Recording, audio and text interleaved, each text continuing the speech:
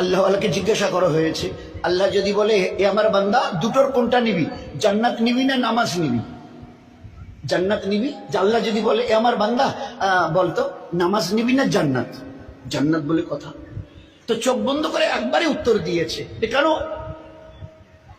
আমি নামাজ নেবো। তাহলে কি বলছো, তুমি নামাজ নেবে জান্নাত ছেড়ে দিয়ে? বলে হ্যাঁ। তা জান্নাত বাদ দিয়ে তুমি নামাজ নেবে কেন? বলে জান্নাত পাওয়াটা আমার নিজের দিলকে খুশি করবার জন্য, আর নামাজ পড়াটা আমার আল্লাহকে খুশি করবার জন্য, আমার আল্লাহ খুশি হবে। তো আমার নামাজ আল্লাহকে খুশ করবার জন্য। আবার আল্লাহ যদি আবার আমালে ইবাদতে খুশ হয় না, তো এরকম লক্ষ কোটি জান্নাত আমার পায়ের নিচে আল্লাহ ফেলে দেবে। একটা দুইটা পাঁচটা 10টা কেন? উত্তরে দিয়েছে আমার জান্নাতের মানে ওই জান্নাতের দরকার নেই, আমার আল্লাহর দরকার। নামাজ আমার আল্লাহকে খুশ করবার জন্য আল্লাহ দিয়েছে। আমি যখন, নবীজি কি বলেছিল, তুমি যখন সেজদায় যাও, চাই পুরুষ হও আর মেয়ে ছেলে, তুমি যখন সেজদায় যাও, তুমি জানো কি কোথায় সেজদা করছো? আল্লাহর রহমতের দু পায়ের মাঝখানে তুমি সেজদা করছো। আল্লাহর রহমতের দু পায়ের মাঝখানে তুমি সেজদা করছো।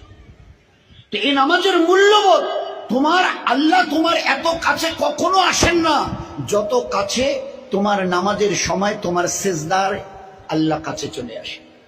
ফের আল্লাহ এবারে আওয়াজ লাগান, ইয়াস্তাইনু, এ আমার বান্দা, এ আমার বান্দি, কি তোর চাওয়ার আছে বল? দুনিয়ায় কি চাস, আখিরাতে কি চাস? নামাজ তুই পড়েছিস, আমার কাছে চা, আমি ওয়াদা করছে দেব। ইয়াস্তাইনু বিসসাবরে ওয়াস সালাম, যা কিছু তোর নেবার আছে নামাজের দ্বারা, নামাজ থেকে সালাম পেয়ে আমার কাছে হাত তোল, যা চাইবি আমি আল্লাহ তোর চাহিদা পূরণ করব। ও মেয়ে ছেলে বলেছে, আল্লাহ নামাজ 2 রাকাত পড়েছি, ঘরে যে খাবার নেই, তো রান্নাঘরের জাতাটা আপনা আপনি ঘুরছিল আর ওর থেকে সমানে আটা বার হচ্ছে। আল্লাহ দেখিয়ে দিয়েছে 2 রাকাত নফল নামাজ পড়েছে, ফরজ না, 2 রাকাত নফল। 2 রাকাত নফল পড়ে বলছে, আল্লাহ আমার বাচ্চাটা তো মরে গেল, আমিও তো চোখে দেখি না, চলবো কি করে? লোক আমাকে গালিমন্দ করবে, কেমন হয়েছে? তো তুই তো কিয়ামতে বাচ্চাটাকে জিন্দা করবি, তো সেই দিন জিন্দা করলে আমার কোনো উপকার হবে না। তো তুই তো আলা করলে সেই কাদির, বড় জবরদস্ত কুদরত রাখনেওয়ালা, ফাইয়া খুনের মালিক। তুমি যদি কিছু করতে চাও, এরাদা করার সঙ্গে সঙ্গে হয়ে যায়। এ আল্লাহ আমার মরা বাচ্চাটাকে দাও না বাঁচি আল্লাহ। তো ওই সাহাবিয়া রাদিয়াল্লাহু আনহু খোদার কসম দোয়া শেষ হবার আগে তার মরা বাচ্চা উঠে বসে গেছে। এ ছিল নামাজ। ওলামায়ে কেরাম, আমাদের ওলামা হযরতদের আল্লাহ জাযা খায়ের দিক, একদম এত সহজভাবে বুঝিয়েছেন হাদিসে পাকের দলিল দিয়ে। একজন পুরুষ অথবা মেয়ে ছেলে পেশাব অথবা পায়খানা করেছে, কোন রকম কুলুক নিয়েছে, পানি তালাশ করছে, পানি খুঁজছে, পাক হতে হবে ভালো করে। তো পানি খুঁজতে গিয়ে পানি তালাশ করছে করছে করছে, দেখে যে আর নামাজের 2-3 মিনিট টাইম বাঁচিয়েছে, হয়তো কাজা হয়ে যাবে। শরীয়ত কি বলছে বলেন না? শরীয়ত কি বলছে? ও পুরুষ, ও মেয়ে ছেলে, ঈমানওয়ালা ওয়ালি, মাটি থেকে একটা মাটির ঢেলা জমিন থেকে তুলে নাও, তায়াম্মুম করে নিয়ে ওই অবস্থায় নামাজে দাঁড়াও, আমি আল্লাহ কবুল করে নেব, কিন্তু খবরদার কাজা করিও না, কাজার শব্দ মুখে আনিও না। আজ তো ছেড়ে দিয়ে বসে আছে। কাজা বলা হয় ওয়াক্তের নামাজকে ওয়াক্তে না পড়ে একটু দেরিতে পড়া, একটু দেরিতে পড়া। আজকের বোধ হয় 3টা ওই 32 কি 35 36 ওই দিকে জোহর শেষ হয়, আসর শুরু হয়।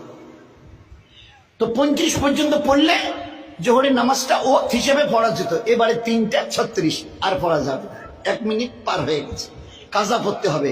দয়ার নবী বলছেন, আমার উম্মতের পুরুষ আর মা বোন, ভালো করে কান খুলে শুনে নাও, আমি দয়ার নবী রাহমাতুল লিল আলামিন, রাহমাতুল লিল আলামিন, দয়া, আমি দয়ার নবী। কতটা দেরি করলে?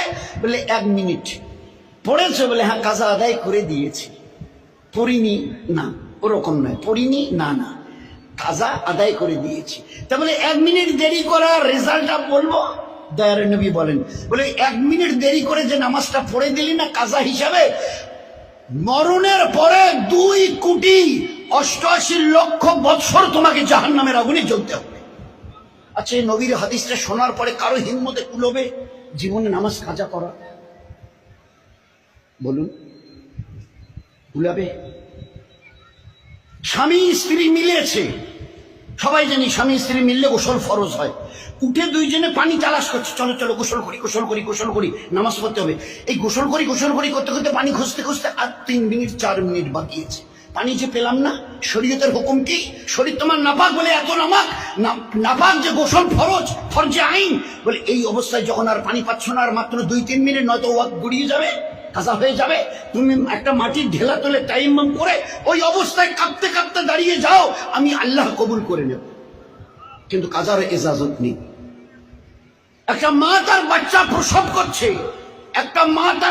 প্রসব করছে, বাচ্চাটার কিছু অংশ বের হয়ে এসছে, এখনো রক্ত আসেনি।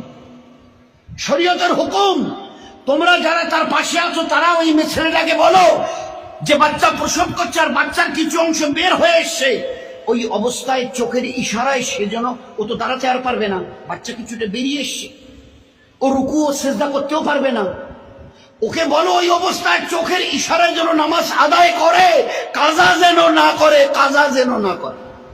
আমি আল্লাহ কবুল করি না। ওই শোয়া অবস্থায় এখনো খুন আসেনি, এই অবস্থায় তার জন্য নামাজ পড়া ফরজ। এসব ভাবা যায়। দুনিয়ার থেকে চলে যাচ্ছেন দয়ার নবী সাল্লাল্লাহু আলাইহি ওয়াসাল্লাম। আজরাইল রূহ মুবারকের উপরে হাত দিয়েছে।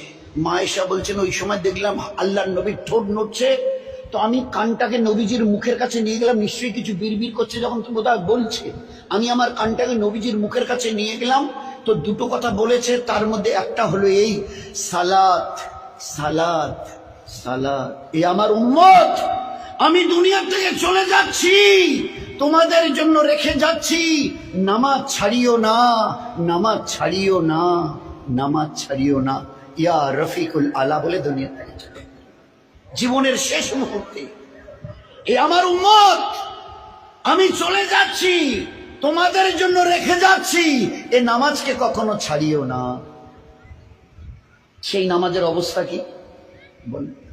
এই জন্য সবাই আমরা নিয়ত করি, আমাদের পুরো বাড়ির, পুরো টাড়ির, পুরো সমাজ আর জামাতের 10 বছরের উপরে পুরুষ এবং মা বোন যারা আছে 10-এর উপরে, আমরা যেন এক ওয়াক্তের নামাজ দোস্ত কাজা না করি।